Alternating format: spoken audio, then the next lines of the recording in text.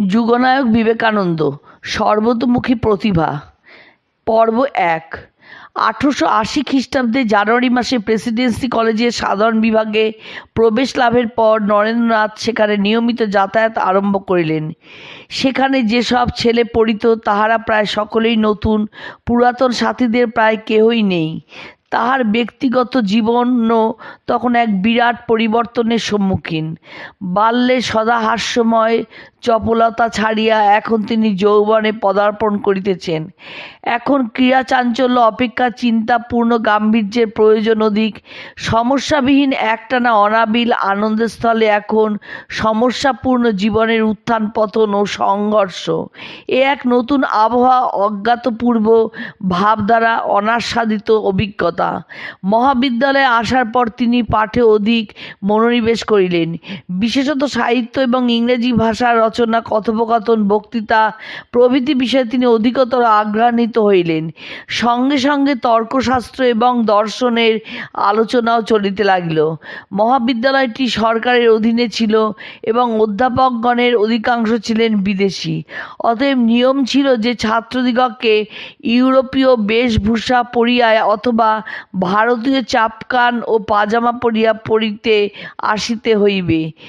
নরেন্দ্র চাপকান ও পাজামা পরিয়া এবং হাতঘড়ি বাঁধিয়া মহাবিদ্যালয়ে যাইতেন। এই রীতিতে পাঠ চলিতে থাকলে প্রথম বর্ষের শেষে তিনি ম্যালেরিয়া জ্বরে আক্রান্ত হইয়া যথানিয়মে কলেজে আসিতে পারিতেন না।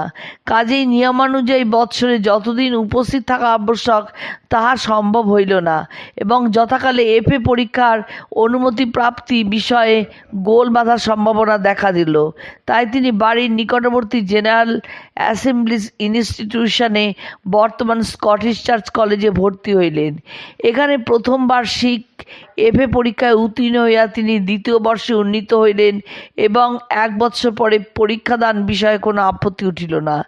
এই শিক্ষায়তনে তখন ভাবী প্রথিতযশা দার্শনিক ব্রজেন্দ্রনাথ শীলও অধ্যয়ন করিতেন।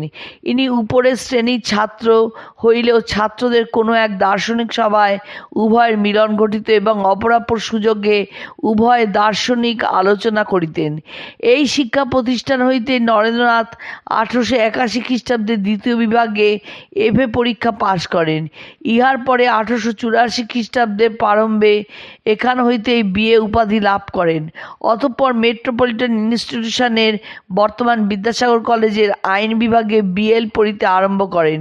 কিন্তু শেষ পর্যন্ত পরীক্ষা দেওয়া হয় নাই, কারণ ইতিমধ্যে তাহার ধর্মজীবনে এক আমূল পরিবর্তন ঘটিয়া যায়।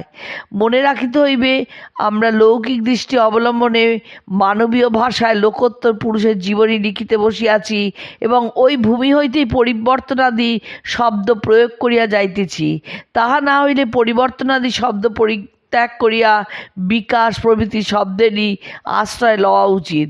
যে মহাপুরুষ জগতে বিরাট ধর্ম আন্দোলন আনয়নের জন্য জন্ম হইতে চিহ্নিত হইয়াছেন, বস্তুত যিনি এই উদ্দেশ্যে যুগাবতারের সহিত ধরাধামে অবতীর্ণ হইয়াছেন, তাহার জীবনের গতি আমাদের সসীম দৃষ্টিতে যেরূপী প্রতিভাত হোক না কেন, ভগবানের ইঙ্গিতে উহা এক সুপরিকল্পিত পথেই পরিচালিত হইতেছিল। তথাপি মানুষের আকৃতি প্রকৃতি শিকারের ফলে মানব মঙ্গলের জন্য ওই চরিত্রে মানবীয় ভাবরাশির অতি ক্ষীণ ছায়াপাত যে একেবারেই হইত না, এমন কথা কে বলিতে পারে?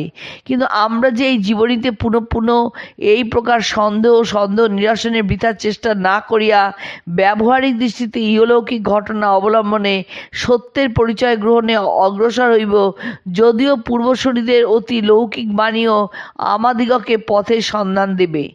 নরেন্দ্র জীবনের গতি তখন কোন দিকে ছিল? যৌবনের পদার্পণ করিয়াই তিনি স্বীয় যাত্রাপথের সুনিশ্চিত নির্দেশ পান নাই বলিয়াই মনে হয়। তাহার মনে একটা দ্বন্দ্ব চলিতেছিল, যদিও ত্যাগের প্রতি ছিল তাহার স্বাভাবিক প্রবৃত্তি। তিনি এক সময় পূজ্যপাদ ও লীলা প্রসঙ্গকারকে বলিয়াছিলেন, যৌবনে পদার্পণ করিয়া পর্যন্ত প্রতি রাত্রে শয়ন করিলেই 2টি কল্পনা আমার চক্ষের সম্মুখে ফুটিয়া উঠিত।